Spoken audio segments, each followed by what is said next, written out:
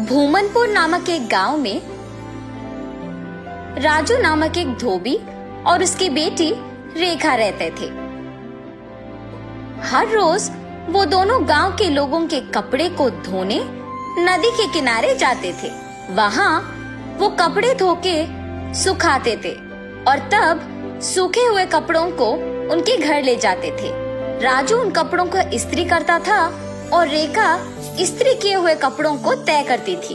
तब जिनको जो कपड़े लौटाना है उन्हें अलग अलग जमा करती थी। ऐसे हर दिन वो मेहनत करके पैसे कमाते थे और ऐसे ही कुछ दिन बीत जाते हैं। एक दिन नदी के किनारे जब राजू अपनी बेटी के साथ कपड़े धो रहा था, तब एक भूत उन्हें देखना शुरू करती है।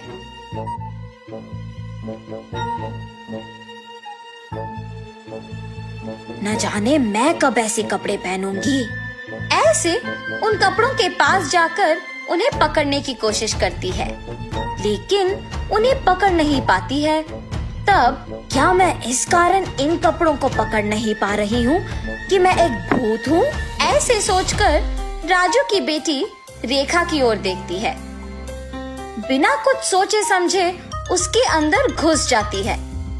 घुसने के तुरंत बाद लाल लहंगा और जैकेट मौजूद जगह को भाग के जाती है और हाथों में कपड़ों को पकड़ के बहुत खुश हो जाती है। बेटी को ऐसे अजीब तरह से पेश आते देख राजू कहता है, हाँ क्या हुआ तुम्हें रेखा? वहाँ खड़ी हो, बहुत सारा काम है, चलो। लेकिन रेखा में भूत घुसने के कारण वो कुछ नहीं कहती है। तब राजू उसके पास जाता है।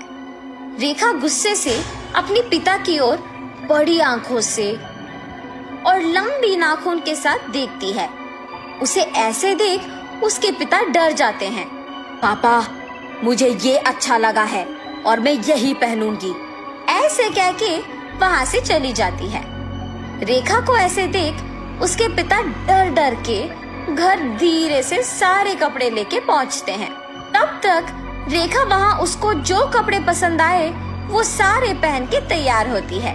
अपने आप को वो सुंदर कपड़े पहने हुए आईने में देख बहुत खुश हो जाती है। हम सबको वो दिखने में रेखा थी, मगर उसको उसकी असली रूप एक भूत के ही रूप में दिखती थी। और ऐसे ही हर रोज आए हुए कपड़ों में अपने पसंदीदा कपड़े चुनकर उन्हें पहन के तैयार होके अपने आप को आईने में देख खुश होती थी। दिन प्रतिदिन उसका तैयार होने की चाहत बढ़ती जाती है।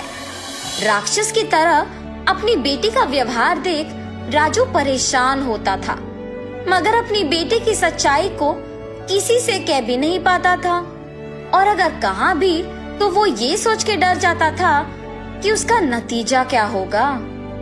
एक दिन जब गांव के जमींदार राजू को धोने के लिए कपड़े लेने के लिए बुलाते हैं, तो राजू वहां जाता है। कपड़े लेके जब राजू वापस घर पहुंचता है तो सारे कपड़े बाहर निकालता है। तब रेखा उन कपड़ों के पास आके उसमें पीले रंग लहंगा और लाल जैकेट लेके वहां से चली जाती है। जब राजू को कपड़े लौटाने का समय आया तो वो देखता है कि उसमें पीली लहंगा और लाल जैकेट नहीं है। तब वो सोचता है कि जरूर ये रेखा के ही पास होगा। रेखा के कमरे में जाके देखने पर वो उन्हीं कपड़ों में तैयार होके आईने के सामने खड़े होके अपने आप को देखते ही रहती है। आईने में भूत का डरावना चेहरा देख राजू डर के मारे चिल्लाता है, हाँ? तुम यहाँ क्या कर रहे हो? राजू उसके ऐसे पूछने पर कांपते हुए कहता है, अम्मा, आपने जो कपड़े पहना है वो जमींदार की बेटी की है। इनको आज उन्हें लौटा देना है, कृपया उन कपड़ों को दे दो। हाँ? क्या? कपड़े? बिल्कुल नहीं दूंगी, जाओ यहाँ से। ऐसे कपड़े उनके पास बहुत होंगी, अगर आप अभी इन कपड़ों को वापस कर देंगे तो और भी कपड़े लेके आऊंगा। अब अगर मैं इन कपड़ों को नहीं लौटाऊंगा तो मेरा व्यापार नहीं चलेगा। मैं हाथ जोड़ के विनती करता हूँ, वापस कर दो, तुम मेरी बेटी नहीं हो। हा हा हा, सही पहचाना। हाँ, मैं तुम्हारी बेटी नहीं हूँ। ऐसी और कपड़े हैं? हाँ, बहुत सारे। तो फिर इन कपड़ों की मुझे क्या जरूरत? ऐसे कहकर उन कपड़ों को वहां छोड़ के हवा में उड़ के गायब हो जाती है। ये जान के जमींदार की बेटी के पास बहुत सारे कपड़े हैं, वो सीधा उनके ही घर पहुंच जाती है। अच्छे कपड़ों के लिए सारे कमरे छान मारती है। उस घर में मौजूद जमींदार के परिवार वासियों को राजू की बेटी का व्यवहार कुछ समझ में नहीं आता है। जमींदार की बेटी अपने पिता को बुला के कहती है, पापा पापा, राजू की बेटी रेखा बहुत अजीब तरह से पेश आ रही है। ऐसे कहते ही वो वहाँ जाकर कहता है, ए लड़की, क्या कर रही हो? पागल हो गई हो क्या? जमींदार के ऐसे कहने पर क्रोधित होके रेखा जोर से चिल्लाते हुए अलमारी को उठा के उन पर फेंक देती है।